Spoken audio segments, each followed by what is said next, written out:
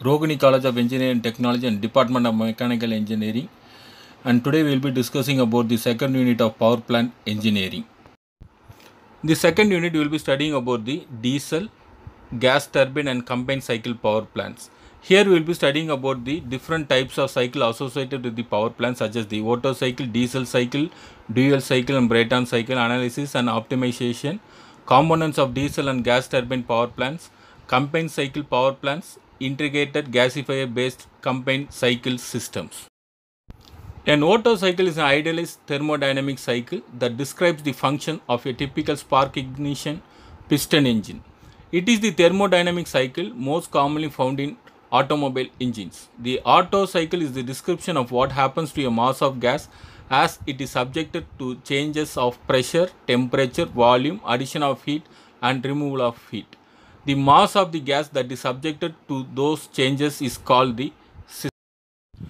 And this is the PV and TS diagram of an Otto cycle. Here there will be four processes. The volume for 1 and 4 will be same, and the pressure for 2 and 3 will be same.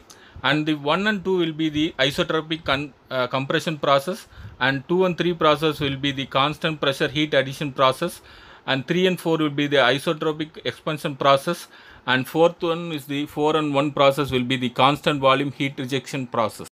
The process of the Otto cycle is described here.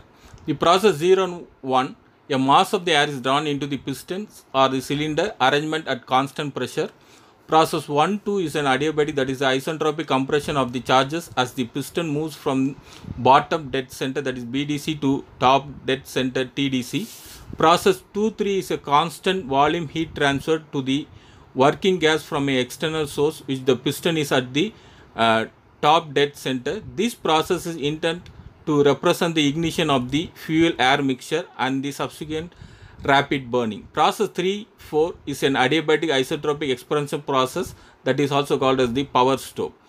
And the process 4-1 completes the cycle by a constant volume process in which the heat is rejected from the air while the piston is at the bottom dead center. Process 1-0, the mass of the air is released to the atmosphere in a constant pressure process. The next cycle which you are going to study is called as the diesel cycle. All diesel engine works on this cycle. Diesel is used as a fuel in this cycle as it can be compressed at high compression ratio. And this is also known as the constant pressure cycle because heat is added in it at constant pressure. It has a high thermal efficiency and compression ratio as compared with Otto cycle. And this is the PVTS diagram of a diesel cycle, and it has four processes. The process 1-2 is the isotropic compression process, and 2 and 3 will be the constant pressure heat addition process, and 3 and 4 is the isentropic expansion process, and 4 and 1 is the constant volume heat rejection process. The ideal diesel cycle consists of four processes: 2 isentropic process, 1 constant pressure process, and 1 constant volume process. The four processes are as follows: isotropic compression, constant pressure heat addition, and third one is the isentropic expansion, and fourth one is the constant volume heat rejection process. The next cycle is called as the dual cycle. The dual cycle is a combination of Otto and diesel cycle. Heat is added partially at constant volume and partially at constant pressure, the advantage of which is that more time is available for the fuel to completely combust. Because of lagging characteristics of fuel, this cycle is invariably used for diesel and hot spot ignition engine. It consists of 2 adiabatic and 2 constant volume and 1 constant pressure process. Efficiency lies between Otto and diesel cycle. In Otto cycle and diesel cycle there will be 4 processes, where in case of dual cycle there will be 5 processes.